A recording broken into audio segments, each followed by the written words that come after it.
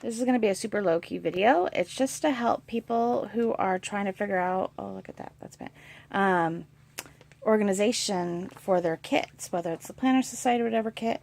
I found these, and they're 5x3 rows, little card things, and I'm not exactly sure what they're used for or designed for, but I have found them super helpful for my kits.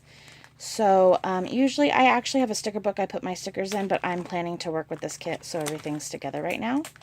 So this is card size cards. I put the larger items in here. And then I use this for my die cuts, right? Because then I don't have to keep spreading them out to see them. They're all right there. I can take these pages out and just use the kit I'm working with. There's the tabs. And then I do this with the papers because then that makes it easy for me. I'm not having to keep spreading stuff out, and I can flip through. And then my flash just went out, my battery's dying. The big bags I put in one of these. So this holds all my big bags that I haven't used. And then, like I said, these typically go in a sticker album themselves.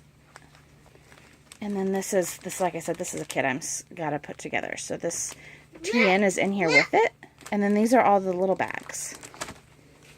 So it makes it really super easy. So this was a kit I used and worked with and pulled out. This is any extras I had left over, and I've actually pulled this out. This is like a little pocket divider thing I used. And here's my extras from that kit.